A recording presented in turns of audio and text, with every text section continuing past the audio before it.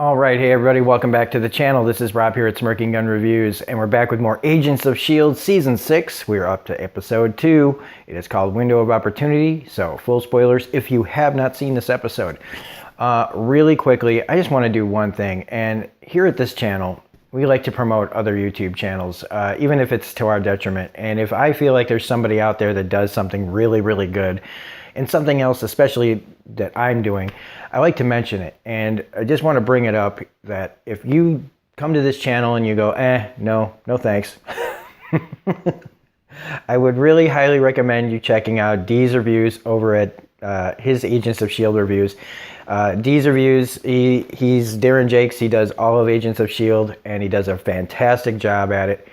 And he is way more thorough and takes his time a lot more than I do. I'm more spontaneous and improvised. He is much more on a script, and there's a passion that he has for it that I just can't match. I love this show, but he's got an energy that I definitely think you guys would like if you like Agents of S.H.I.E.L.D. So definitely check out Dee's reviews if you like Agents of S.H.I.E.L.D. But now onto my channel. I feel like, okay, well, how do you follow that? You just basically told everybody to leave your channel. No, I really like this, and I think we both have unique takes on this show. What I really like in this is Fitz is not having an amnesia episode. Thank you so much. I love that. I also like that Enoch is still around. I picked this because I miss Fitz, and I really like this guy. I really, really do. But in this, it's only episode 2, so we got a lot of mystery still to go through because, I mean, the big mystery really is, how is Coulson still here? Which version of Coulson is this? Is this a multiverse version of Coulson? Is this our Coulson, but somehow, ended up somewhere else without his memory? Now, in his case, I don't mind, like, if it is really our Coulson, I don't mind the whole memory wipe thing. But for Fitz, that would have just been too much for me to handle. And this episode does have a couple of problems with it, but we'll get to that.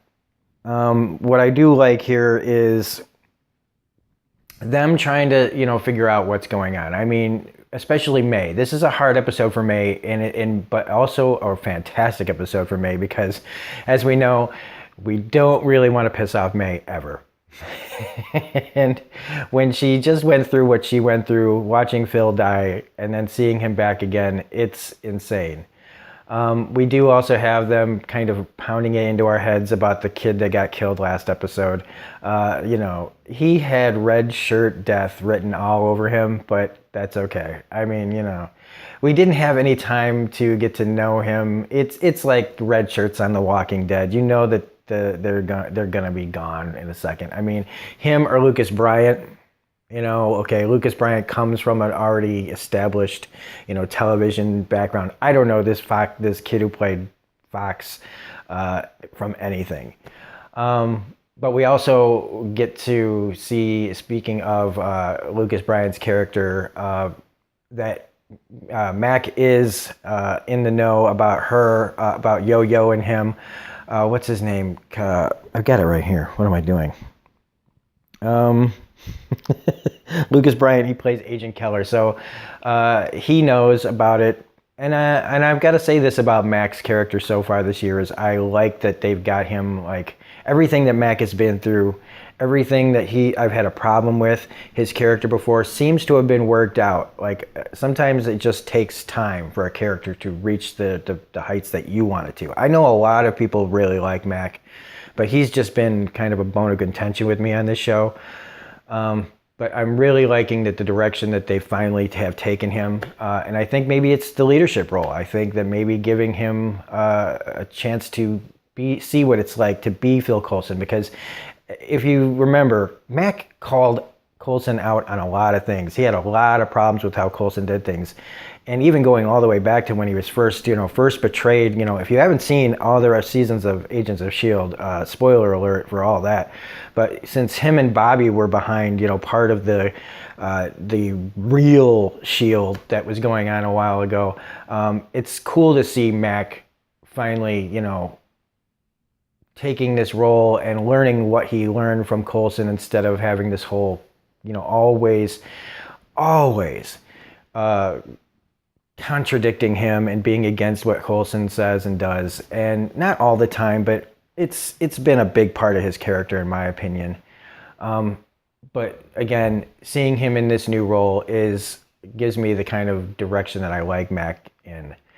Now let's talk about Clark Gregg. Clark Gregg is brilliant in this, and I'm calling this C-Force, okay? This is not X-Force, this is C-Force, this is Coulson Force.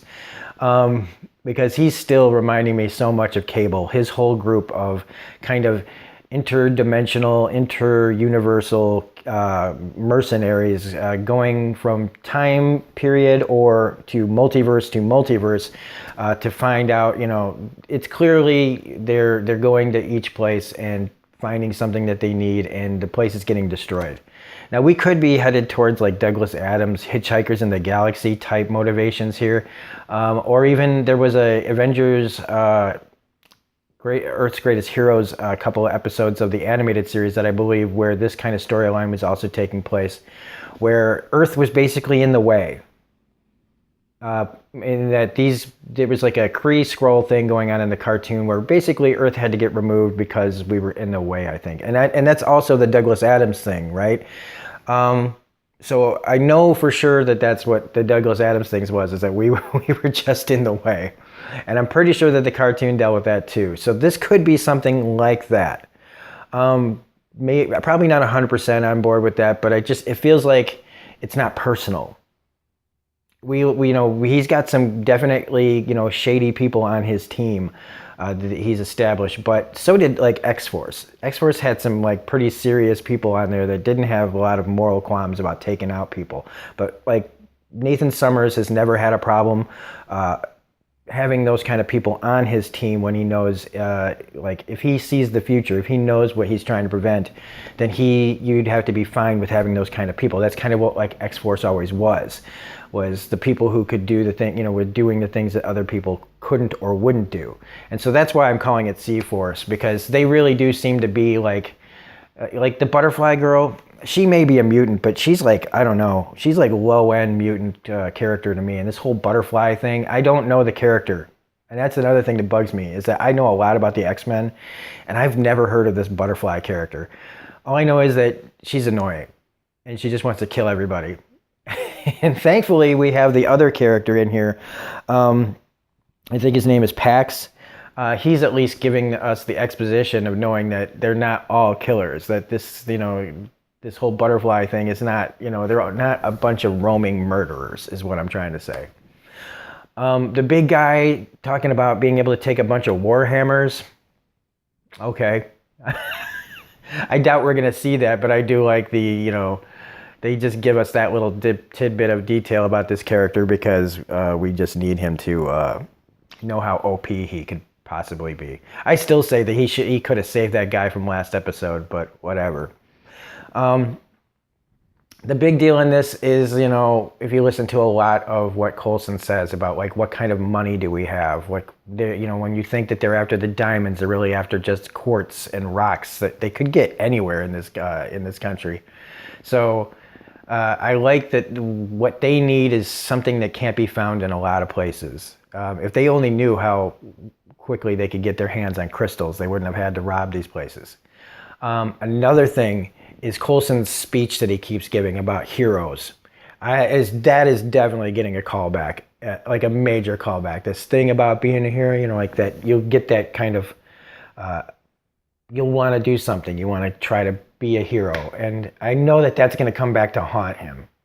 There's going to be some moment where that's going to be like an moment when that speech kind of gets either flipped around on him or he remembers something or whatever. It is definitely heavy-handed foreshadowing, but it's fine. I like knowing that that's coming. Also, the whole thing with the way that they move through things is really, really cool. I really loved how they did that in the bank, that they're still in the junkyard and in the bank, or not the bank, the diamond store. I thought that was really, really cool. The only thing I didn't like was that I don't know how far away this place was established at being, but May leaving to go find that place and getting there in time, like they're people don't dick around like even like the most brazen criminals would not stick around for a bank or a diamond heist or whatever, knowing that cops could be coming or should be coming. I mean, she hit the alarm, right? Where are the cops? Just SHIELD shows up and she runs out of there and gets there in time before everything is over. Maybe it's the Game of Thrones lens I'm watching this show through, but it just didn't seem to make sense that May got there that fast.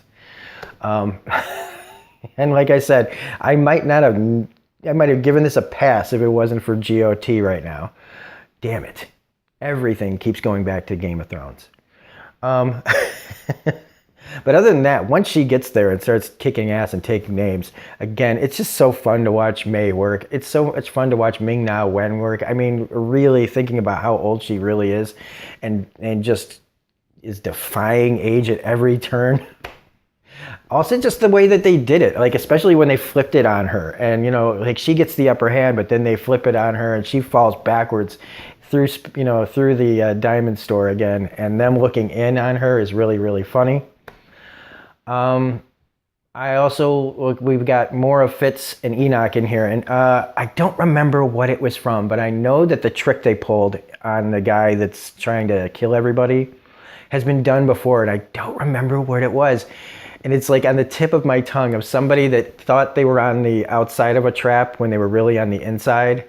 And it's gonna bother me. But I feel like this trick has been done before of like when you think somebody else is getting shot out the airlock and they are. If anybody remembers what that's from, please put it in the comment section because it's driving me nuts. It's right there. I know it. It's like I can see it and I just don't know what it is. But I love that trick. I called it though. It's just gonna drive me nuts. The guy that's in the lab working for them, Marcus Benson, played by Barry Shabaka Henley. He was in Collateral. He's been in a ton of stuff. I like him and his investigation and how he's finding out that the DNA is of Coulson. It's also funny, the whole thing about the LMDs, all the little side jokes about like everything that's happened in the past, and this guy just kind of like throwing it in their faces, their mistakes a little bit, is kind of funny. The pegs, when you find out that it is just rocks, it's like, oh my God. But another really, really fantastic episode. I love, and okay, here's another thing that makes Coulson like Cable. Did you see the size of that gun? Okay, that gun was huge, just like Cable's guns. And we didn't get to see him shoot it. And we also know that Coulson has a history of using really big guns that we don't know what's going to happen. Just look at the Avengers. So another little thing in there. Also, I want to apologize to everybody from last week's video. I didn't know we were in a multiverse situation. I really forgot that everything that had happened, and now we're off the MCU timeline. I don't know how I feel about that. I have not watched any other people's reviews on this show yet. And I don't know, and I've seen a couple of comments about the multiverse. I don't know how I feel about that being this show being out of the main MCU yet. We'll see how it all comes together, because I have a feeling that that's pretty much going to be Phase 4 is the setup for Secret Wars and all the multiverses and things that were caused by Avengers Endgame. Spoiler alert. But if it all comes together, which I have no reason to doubt Marvel can pull that off, even with Agents of S.H.I.E.L.D. in the mix, I feel like as long as they keep it where it can get back to the way it was or fixed in some way eventually, if this has just gone off like from here on out, we just might as well forget the original MCU timeline for this show. I don't think I like that. But the show's back, and I have to be happy with how it's back in any form, pretty much. I mean, we're really lucky that we've got season 6, and hopefully I think we're still getting a season 7. I think speaking of D's reviews, I think he mentioned that it was already approved for season 7, but I'm not 100% on that. And it'll probably, if they're smart, they just do it like this. Like, shorten up the season, tighten it all up, and give us some really solid episodes. And so far, the first 2 episodes of this show are to me, like way better than most of the stuff I saw last time. And I know season 5 has a lot of fans, and I wish that I was more of a fan of season 5. I'm just not. I like half of it. And even then, even that half, like that Ruby character, oh my God, I wanted to throw myself, like, just put my head through a wall watching that girl act. It was awful.